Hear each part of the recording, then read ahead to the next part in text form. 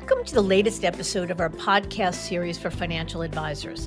Today's episode is All in the Family, a former $1.3 billion Wells Fargo advisor on building a multi-generational firm.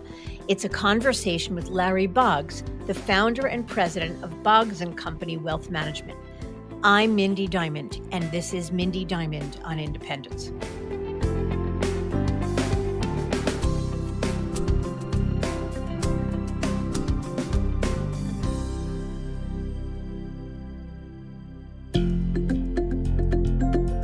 This podcast is available on our website, diamond-consultants.com, as well as Apple Podcasts and other major podcast platforms.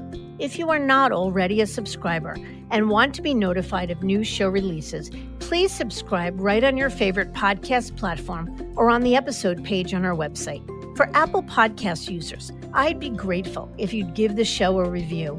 Your input helps us to make the series better and alerts other advisors like you who may find the content to be relevant. And while you're at it, if you know others who are considering change or simply looking to learn more about the industry landscape, please feel free to share this episode or the series widely. I love a good family business story, especially those who not only have family members working with them, but extend that same family designation to other team members and their clients. And such is the case with former Wells Fargo lifer Larry Boggs and his team, 3 of which are his daughters.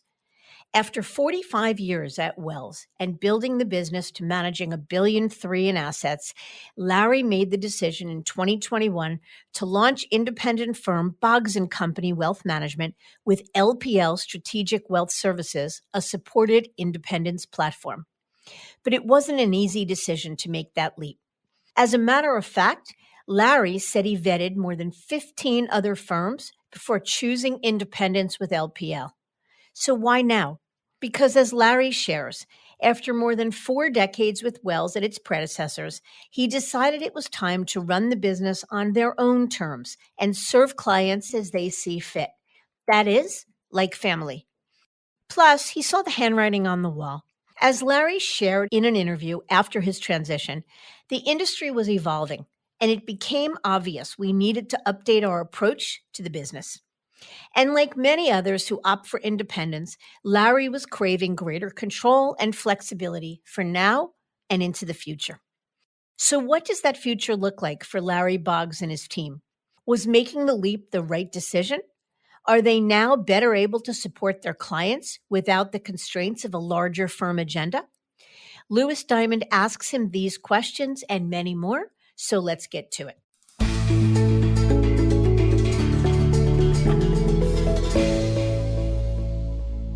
Larry, thank you so much for joining us today. Lewis, thank you for having me. It's my pleasure. Very good. So let's jump in. Can you please tell us about yourself and what was your why for becoming an advisor back when you joined the industry? I need to give you a little bit of background, Lewis. I grew up in Western Maryland, where my practice is located now. And at an early age, I was the son of a golf pro. And I spent most of my youth on a golf course, working at the golf course, doing all kinds of odd jobs for my dad, and grew up around people that talked about the stock market. But what changed everything, I met a man by the name of Joe Dodge, which was a partner with Butcher and Sherrod back in the day. And he took a fondness to me. And turns out that as a child, or I should say a youngster, all the money that I made, I directed to Joe and he put it in the market for me.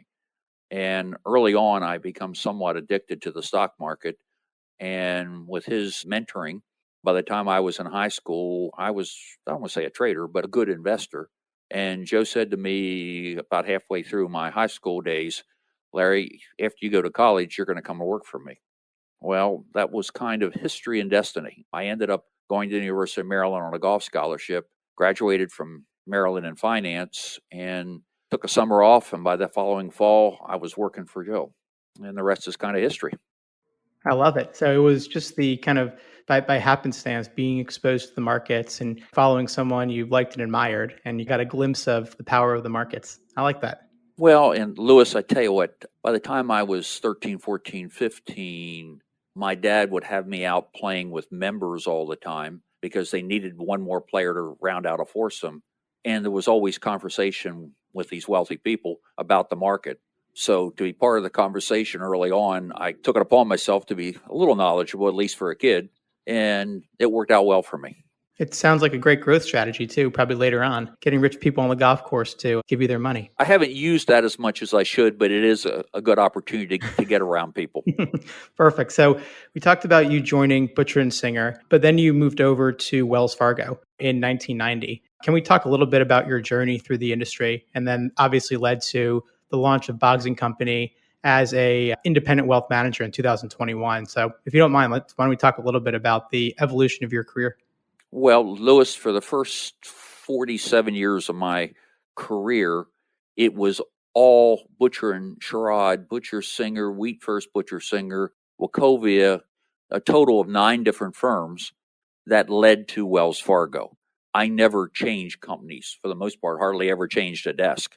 So I may have made one career change in my life, and that was about a year and a half ago when we spun off Boggs Company.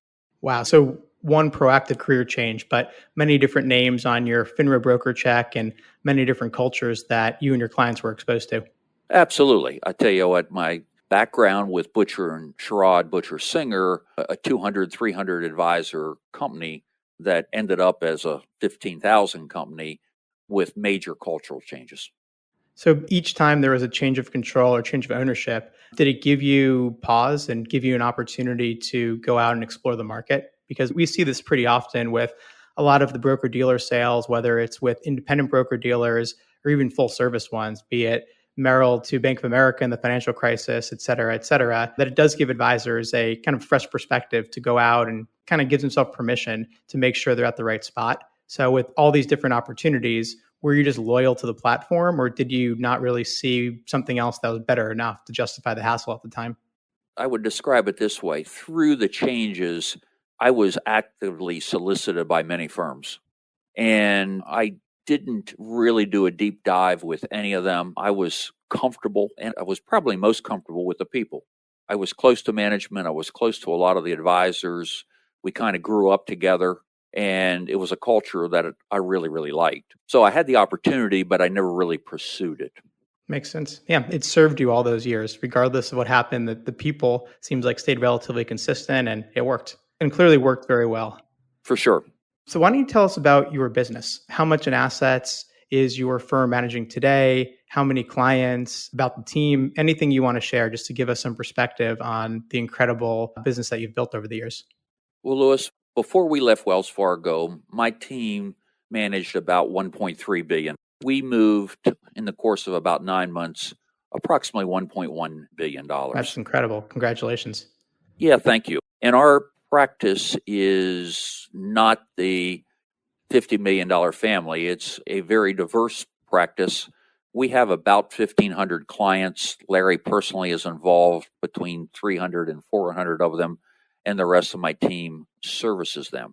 My team structure is quite unique, I think, for the industry. We have 2 males and 10 female in the home office, and we have 3 others that are virtual assistants, having 3 daughters on the team and that have been very instrumental in the transfer or the transition. But I am one that grew up with a bunch of daughters, and I am one that really actively promotes women in the workforce. I'm actively involved right now with some recruiting a number of women advisors that I think will join our team, hopefully by the end of the year. So the practice is in 3 locations, one in Cumberland, Maryland, one in McHenry or Deep Creek, Maryland, and one in Bedford, Pennsylvania. It's an incredible story. I mean, we have a lot to unpack with the remarkable success of the transition. I want to ask you too about just what was it that was responsible for driving that much growth over the years. But I think what's most interesting and differentiated is what you said about the split of your team. Aside from working with your daughters, just the fact that it's overwhelmingly female in an industry that's overwhelmingly male. I resonate with a lot of what you said. In our firm, we're 4 males and 11 females. And for a while, it was 1 male and about 11 females, and also work in a family business. So let's talk a little bit about your daughters. What are their roles? How do they influence the business? I would love to just learn a little bit more about the family dynamics. Sure, so that's fair. During the transition, I delegated to each of them different responsibilities.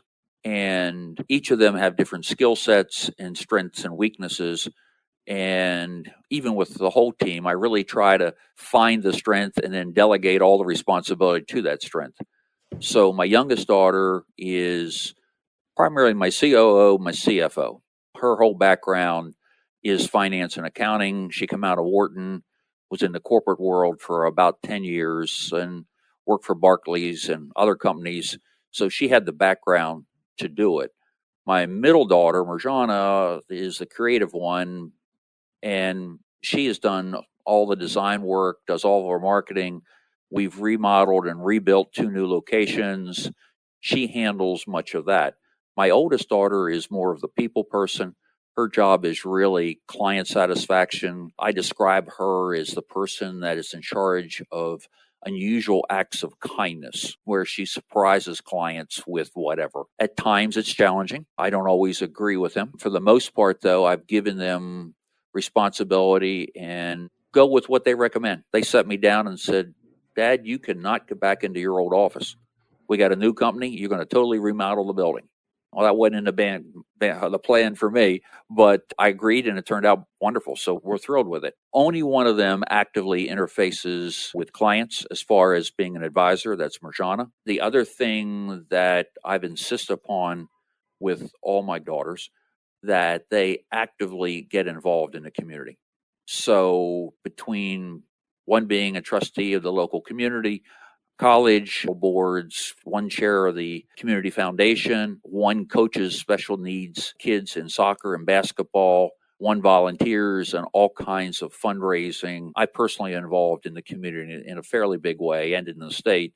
I've insisted on them, though, and they have bought into it very well. And I really like what they're doing, and I think the community appreciates what we're doing.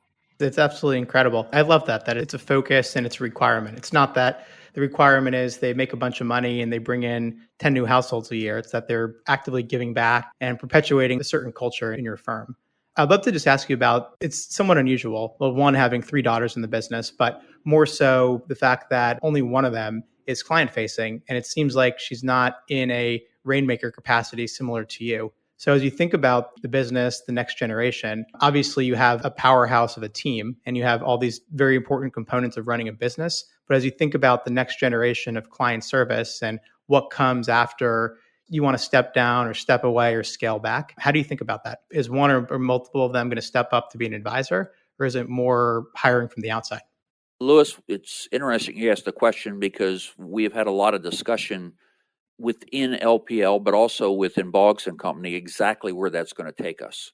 And we're still working on it. I am actively recruiting right now from a couple large teams, and I'm actively recruiting a number of standalone or small teams. Ultimately, we have to develop a next generation of advisors, that 35 to 50-year-old, or we need to merge with a equal in size or larger team, only because with the book of business we have, ultimately we're going to need additional registered reps to service them. I have 3 seasoned assistants that have between 15 and 35 years with me that are not, they're all licensed, but they do not actively manage money per se.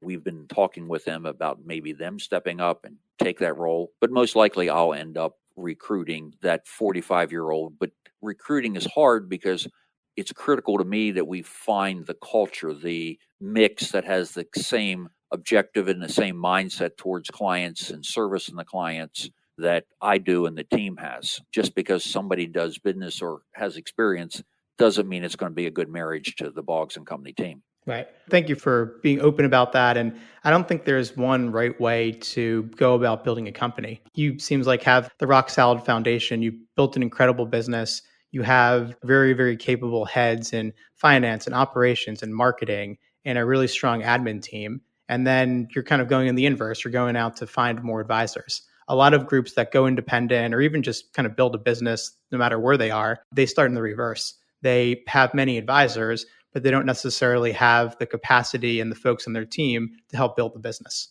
So again, I don't think there's a right way to do it. It seems like you're being proactive, though, about identifying what's next and not just getting comfortable in the fact that you got something great and you have a really good business, but thinking about the next 15, 20, however many years plus into the future.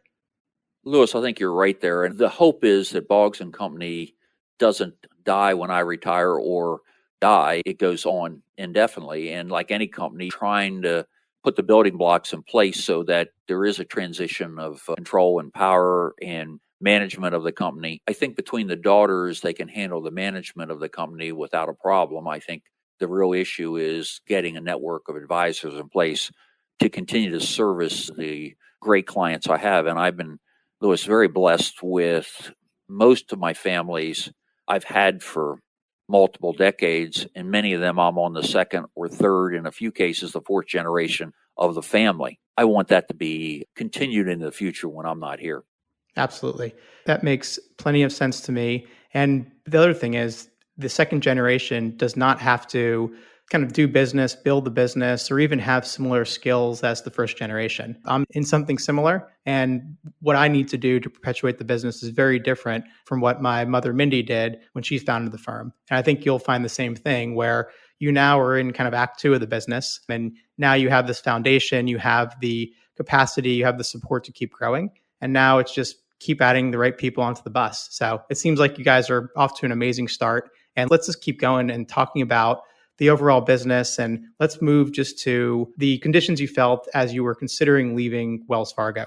So what was going on within your business or within Wells, let's say back in 2020 and 2021, before you made the move? Or put another way, what were the frustrations you were feeling or motivations to consider leaving in the first place?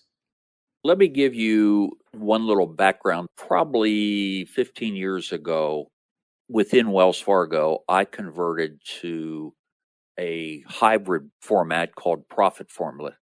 And it was not independent, but it was one step closer to be independent.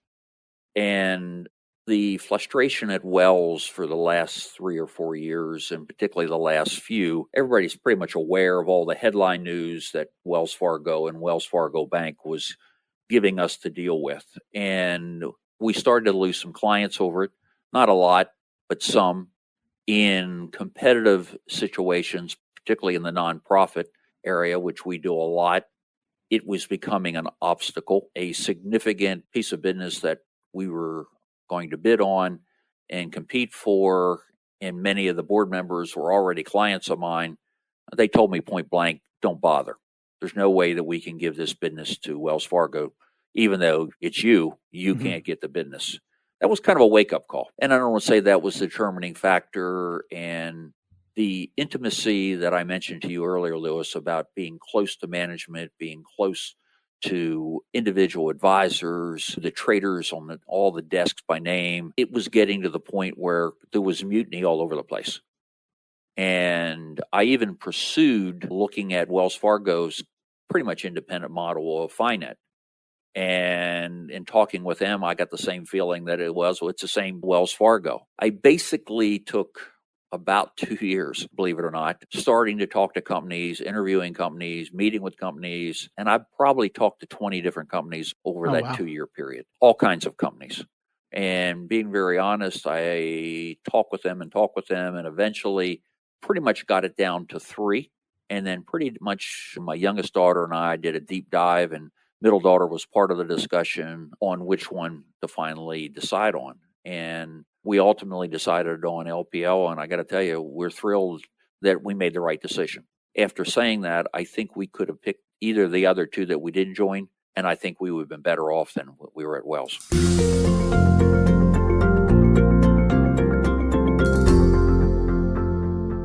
So 20 firms, it's hard to even name 20 firms just off the top of my head. It seems like they probably span independent firms and more full service W-2 firms. Is that accurate? Or were you only looking at options where you're a business owner? I really looked everywhere, Lewis. I didn't know what was out there. I didn't know what they offered. I didn't know the finances or the structure of it. And it was a learning process for me. Interesting. Well, it seems like you could have benefited from some of what we do, which is helping to simplify the due diligence process. So maybe saved you a little bit of time, but all decisions, I think, lead you to where we're ultimately supposed to be. So if you hadn't gone down that path yourself, maybe you wouldn't have found what seems like was the right fit in LPL. It's definitely been the right fit for us, I believe. Terrific. So what about the people at Wells? What else was it now with a year or two of hindsight did you love about Wells or did you really benefit from that you miss? I view not just Wells, but I view my whole career with all the predecessor firms.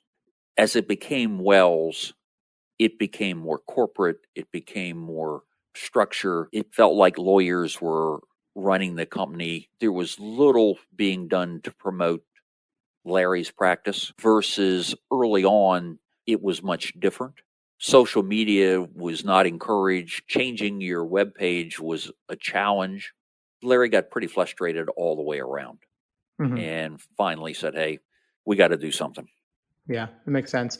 Well, being in profit formula, which for anyone who's unfamiliar with the term, it is like Larry said, the hybrid version within Wells, where you're an employee, but you're on your own P&L. You get a higher payout, and you have many aspects of independence, but you're still an employee. So I would assume, from a compensation standpoint, you're probably doing pretty good, especially with a billion plus in assets. So the move, I would guess, wasn't about the financial side. It was more about lifestyle and more about ownership and control. Is that accurate?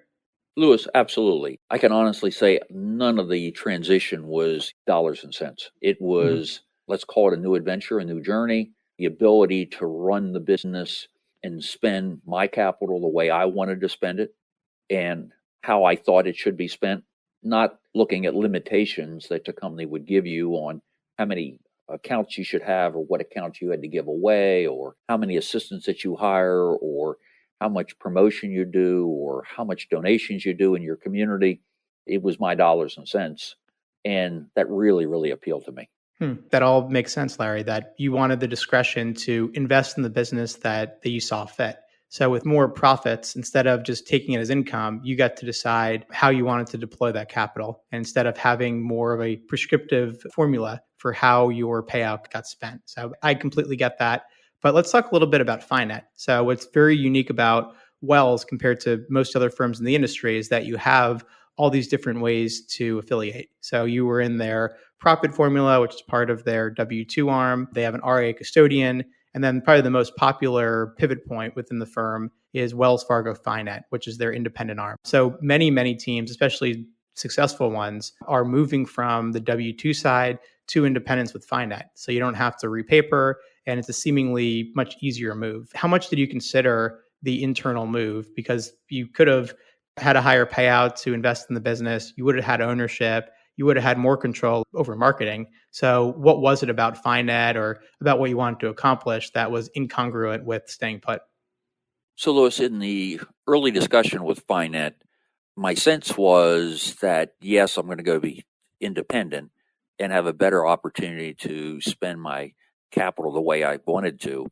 A lot of my friends that had been with Wells, eventually into Finet, and been with Finet 6, 7, 8 years, were starting to leave Finet.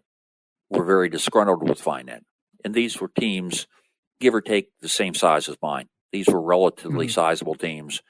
And internally with Finet, when you see those people and they've been in the system, they're moving away, it was kind of a red flag to me. Right. And I won't mention names, but many of them have moved on to other firms or set their own firms up just clearing with other people. I didn't have a warm and fuzzy with Finet. I mean, I kind of felt like they were interested, but not interested a whole lot. And I said, thank you, but no thank you. And we went a different direction. Understood. That makes sense. Larry, do you think your decision to leave Wells was driven more by frustrations or more by the pull to become a business owner? It's absolutely a combination of both. I wanted more control of my own destiny, running my own practice, making my own decisions. But there was great frustration with Wells and the direction that Wells was going. And I describe it that we got to a point at Wells where every decision seemed to be driven by a lawyer making some kind of legal scenario. And I'm not talking about compliance, I'm just across the board. And between that and again, having the ability to do my own thing, the other thing is I was kind of thinking ahead with 3 daughters to try to build a company and entity that would continue to perpetuate all the work that I've done for almost 50 years. Of course, thinking about the legacy. And how about, so you were within, we'll say, one organization for 30 years, never moved the book to a new firm. Did the fact that you were so entrenched there and clients had been with you for so long, did it weigh on you that it was just going to be really hard to make the move, or that your clients were loyal to the organization rather than loyal to Larry? In other words, how did your longevity at the firm impact your mindset and your opinion of moving? Lewis, I can honestly say that was not a hard decision for me. I knew that my relationship was the relationship with my clients, not the relationship of Wells. They don't know well, they know the name, but they never had the daily activity and the relationship that we have built with the family, with the kids, with multiple generations. I was very comfortable anticipating that the majority of my clients would move. And we had a few that decided not to. Interesting, now a year plus later, probably every other week the phone rings and it's one of those Wells clients that didn't come or saying, "Hey, Larry, we need to talk. I'd like to come." And it was a difficult thing for me. We left some very large clients behind. On purpose? Absolutely. It was a financial decision. We looked at the amount of time, effort that we were spending servicing them and the amount of revenues that we were generating from them. And I kind of looked at it, this is my business now. I can't afford you as a client. That's amazing. It was a hard decision. It was the right decision in hindsight. And I can honestly say 2 weeks ago, one of the biggest ones called me. "Hey, Larry, how are you? How's the kids? How's the family? How's the new company?" And I finally said to him, "I'm sorry, what did you really call for?" And he said, "Well, we'd like to start bringing some money back." And I said, "Oh, no, you got Wells Fargo. They're really good." And he said, "No, no, no. We went." I said, "No, I'm sorry. It doesn't fit." And I said this earlier about advisors, and I say it today with clients. I think we're looking harder at clients today when we bring them on, making sure that they fit us and we can do for them what we say we're going to do, and it matches up. And I think we're doing a pretty good job of it. We've seen about $50 million of new money. I'm not talking about old Wells money, but $50 million of fresh money come in over the last year. And we see a pretty strong pipeline going into next year. Terrific. Yeah, I mean, I think what you're describing when you left is, we talked about it before, it's the concept of shrink to grow. So leaving behind some revenue to refocus your time and energy and focus on what you think is the right way to run your company going forwards. And it's obviously, no one likes leaving revenue behind. There's always surprises in a transition. But I think advisors sometimes surprise themselves about how liberating it is to be able to proactively fire a client or not invite a client, when it probably would have been pretty hard and uncomfortable to do so if you hadn't moved. So in other words, you were repositioning the business for something greater in the future, and probably cleared up some bandwidth to run the business, but also to bring in new money that fit your more ideal client persona.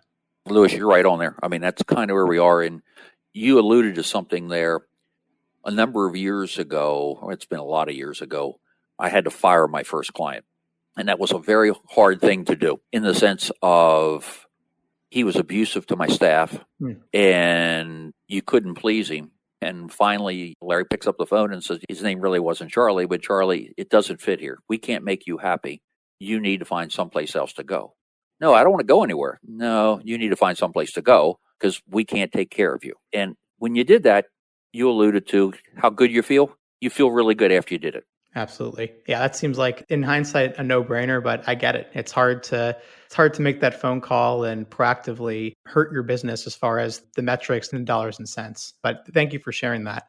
So let's talk a little bit about the move and the kind of the thought behind going independent. So you mentioned earlier, interviewed approximately 20 different firms, ranging the spectrum of the industry. Were your daughters and other key team members as passionate about you about becoming entrepreneurs? Or were there folks on your team or elements of the team that were thinking more along the lines of going to W-2 firm or doing FiNet or doing something that was a little bit more familiar to the way you're operating all those years? I would describe it this way, that 100% of the team wanted to leave Wells Fargo. And I don't know that many of the team members had a thought specifically that they wanted to go to ABC firm or XYZ firm. And I did, along with a couple of my daughters, most of the due diligence and the review of the companies. And I basically said to them, I will take all the financial risk. The risk that you have is bringing your clients with you. I can't control what clients of yours come with you, but here's how it's going to work. Here's the financials for you. And in doing it that way, Larry ultimately made the decision of LPL. Nobody on the firm was uncomfortable with that. Nobody thought that there was a better choice. So we had the support of the whole team, but it was not one that I took a vote of the team and said, hey, which one are we going to pick? That's not what we did. Right. And they trusted me to make the choice. When you say that, you made the statement that you would take the financial risk. Can you explain what that means and how did that play out? Well, each of the advisors had X amount of revenues, and I didn't say guarantee, but they knew that they were going to be taken care of financially, subject to how much of their book came across. I was paying for all the support, any cost involved in the transaction. It was Larry's cost. It was not any of the advisors' cost. I see. So basically, you set a floor. So if, God forbid, this transition doesn't work out, you all are going to be able to make your mortgage payments. You all have a kind of a baseline that you're going to make, but I'll handle the fixed cost of running a business. Likewise with all my support staff. It was important for me that it was a step up to all the support. And during the transition, my team worked incredible hours and weekends trying to move that much money that fast. And they were all bonused and well taken care of. And I probably overcompensate my team, but they're really worth it. Yeah, sounds that way.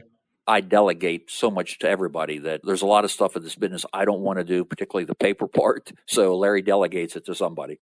Yep, I think that's right. And there's a lot to take away from what you said. We do find that it's very important to be transparent with staff before the move and to at least make the statement that you're going to make the same amount that you did before and probably even provide a raise, maybe give them a bonus because they're the ones in the trenches. They're the ones putting in the work and you want the full team support.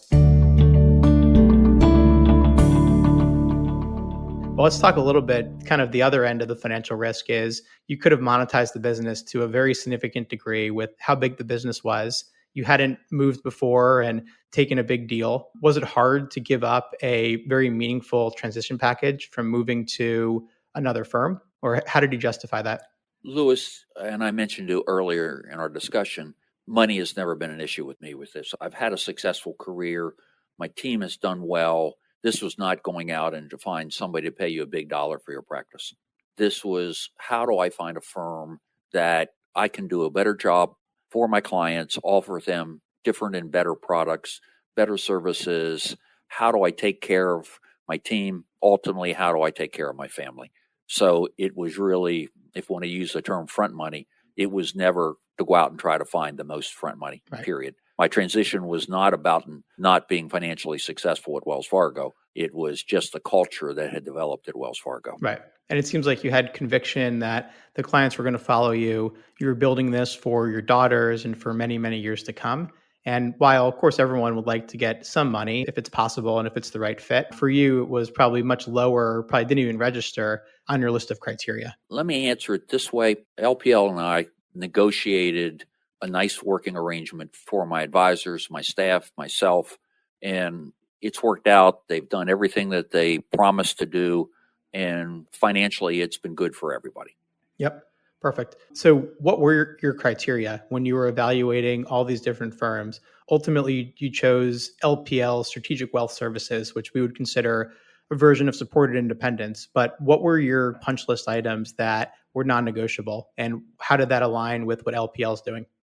One of my concerns that I had was that much of my practice is managed money, and I use probably 20, 25 different money managers. My first question was, out of these 25, how many can I use at LPL? Talk to me about other services that you provide up and beyond. It is overwhelming to me right now on how many services and managers and funds and models and strategies that LPL permits and provides. Almost it's the point where it's hard to keep up with all of them. I was looking for what flexibility we had on the benefit side for, again, my staff, my family, myself. That was important. What are you going to do to help Larry with our marketing? where Wells, we received hardly any. We have a biweekly marketing meeting where today we're doing our own newsletter, we're doing flash emails, we're putting out constant stuff to my clients. I kid about this. I've never been on Facebook. I don't know how to get on Facebook. Probably better for that. Larry's on Facebook every day because the marketing team sees that I am. We had a situation last year where the street in front of my office was totally shut down. Massive construction. No morning, no. It's just one morning you come in and it's all tore up. By 9:15, we were on Facebook telling all of our clients, if you're coming to see us today, you need to park someplace else and walk in. Now, at Wells Fargo, I could have done that, but it would take me 30 days to get through compliance to release that on social media. That support has really changed how we are doing it. The financial planning tools that they were, when you ask back to the punch list, what do you offer for us? What can we do on financial planning? Because much of what we are doing at this stage relates around that. How does it work? What services? What software? What can't we use? Most of the boxes they checked. And at the end of the day, I guess that's why we're at LPL. Absolutely. In this environment, there are many firms that help to provide a soft landing spot for those looking to go independent. In looking at, I would assume, others in that category, was there something about the support that LPL provided above and beyond just kind of the basics of the platform and compliance that really stood out to you? I think the answer is when we met with their Swift team, we walked away feeling that if they're going to do all they say that they're going to do, then that's really great for us. And Lewis, I don't want to say I was skeptical, but you always wonder, somebody promises, and does the promise come through? And they have. There are times where things haven't happened as fast or different than we thought, but they've been great about getting together, working out whatever problem it is, solving the problem. Yep. That's what you look for. And did you have any concerns initially about being one of tens of thousands of advisors on their platform? Obviously, Wells Fargo is a large firm. LPL by headcount might be even a touch larger. Did that worry you? It did not. And maybe it was because I was so used to Wells not paying a whole lot of attention to me that going forward to LPL, and I thought they would. I kid what I just said there, but serious that no, because of the size, and I don't feel that I work for that big firm. And because of the support of the Swift team, we have our own marketing. We have our own financial officer. We have our own different segments of the practice that there's someone to call on. And we have frequent meetings across the board. So the support there is fantastic. Yeah. And now the transition's done. It went extremely well. You're in growth mode now, thinking about what's next for the business. And with some hindsight, do you think LPL's delivered on the promises and kind of your expectations going into the relationship? They absolutely have. And they are very actively working with me and my team as far as the growth mode. We've actually had people in my office within the last 2 weeks talking about how are we going to do this, figuring out how we're going to plug in the infrastructure that we have built that other advisors could tag into and not have to do all that on their own in the sense of payroll and benefits and retirement and all that, which it's taken a while to get all that right. So we're at the stage now where a small team, a big team could plug into what we built and operate through us, around us. And I have a lot of support, and I'm going to continue to hire more support, which really plays into promoting growth. Mm-hmm. And how about, so at over $1 billion in assets, you had a large team, you had folks that were seemingly really excited to roll up their sleeves and do the hard work of running the business. Was one of the 20 options you considered just standing up your own RIA firm and working through Schwab or Fidelity or one of the major custodians? Or was that not really on the radar screen? Lewis, we talked about it. I was not comfortable that I had the manpower to do that. That's a big jump. And I truly didn't think that I was ready to personally do that myself. And Lewis, know where I come from. I enjoy the client part, the interaction with the clients, their families, looking for the next client, if you want to call it the hunter. And I've delegated all this other stuff to my team and daughters. I wasn't comfortable enough to make that step. Right. You were okay paying a little bit extra and giving up some autonomy and control because for you, you wanted whatever gave you the opportunity to stay focused on your passions and your unique ability and to ultimately go where your team could probably punch a little bit above their weight class as far as all the support and scaffolding they got. I think that's 100% accurate. Perfect. How about the initial pitch to clients? So you said that the Wells name was certainly not helping your case, but it's still Wells Fargo. It's still Warren Buffett's bank, and it's a very well-known firm. And LPL, certainly a publicly traded company, a terrific company, but not necessarily one that has brand awareness with clients. Did you have any folks that were uncomfortable that you weren't working for a large bank anymore? We had a few of that, but the pitch was pretty straightforward. We were leaving Wells Fargo because we didn't think they could no longer provide us the best service to us, which meant the best service to the client. And the relationship is not with Wells Fargo. The relationship is with Larry or Marjana or anybody else on the team. And we had very little pushback over the name. We had a few, but that's not been a real obstacle for us to overcome. Which is great. So there's never going to be a perfect move. And while, of course, you'd want everyone to come like we talked about, it seems like you moved for the right reasons and the right clients ultimately followed you. Again, I would agree with that totally. And I think looking back through all the changes and name changes we had, it's always been Larry, the team, people servicing you. It's not the name on the door. Right. How about in prospecting cases, or if it's a competitive situation, does LPL on the business card instead of Wells Fargo, is it positive or negative? Oh, it's positive. And the problem, and I hate to admit this, with Wells has been the headline news for all these years of all the wrongdoings and the FINRA problems and the SEC problems and the banking problems. It's an issue with anybody working at Wells Fargo. You can say it's not, but it truly is. Right. Two more questions to round us out here, but this has been an amazing conversation. So what do you see the firm looking like, let's say 10 years from now? We have this conversation in the year 2032, almost 2033. What does Boggs Company look like? Louis, I would think that we are 2 to 4 times the size that we are today. I think we have a presence in a lot more cities. I think I'll have the opportunity to develop many of these young ladies that are working for me, either into advisors or licensed assistants. And I did mention it earlier, I've really enjoyed the new assistants that we've been hiring.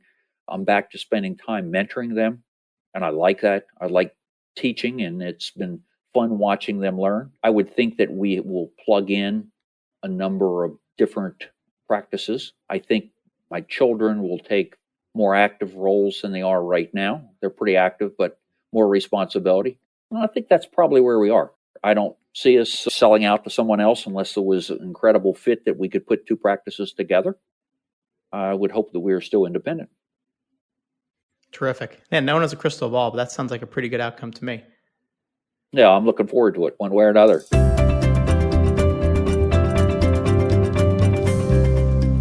One last question. It's what we ask every guest who joins us. Any parting words of wisdom for colleagues that are at Wells, or really any financial advisor who might be listening to this and hoping to pick up a thing or two from your journey?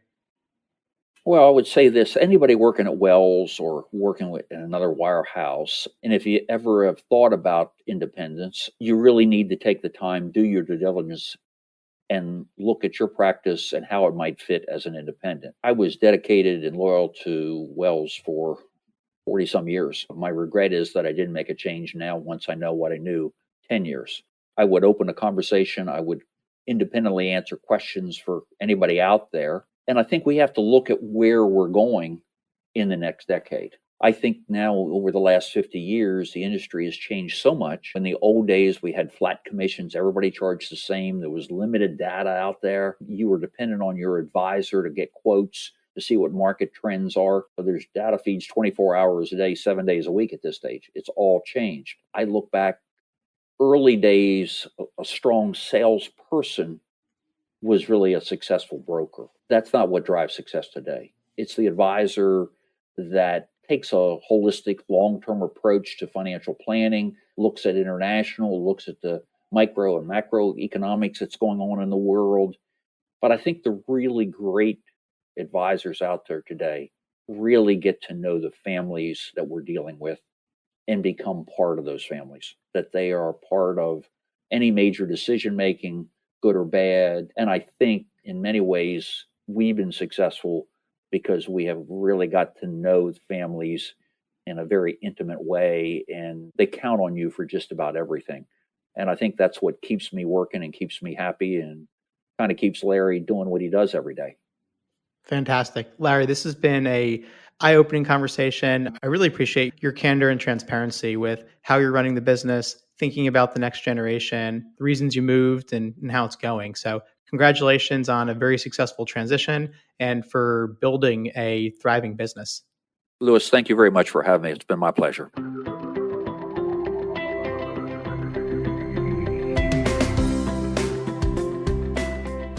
Larry's perspective is an important one for advisors who are reflecting on their abilities to serve clients, not only now, but well into the future. Because one thing that is certain is change.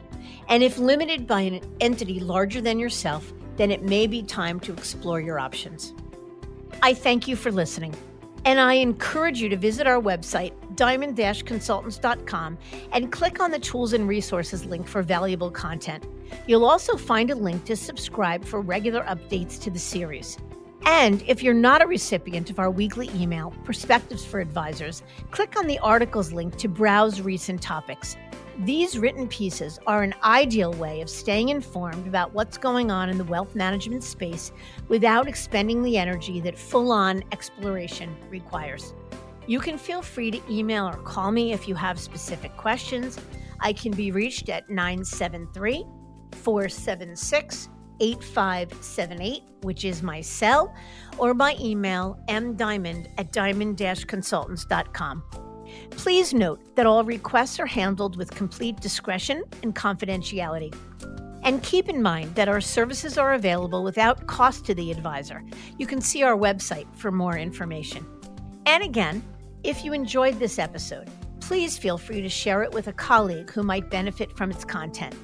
If you're listening on the Apple Podcasts app, I'd be grateful if you gave it a star rating and a review.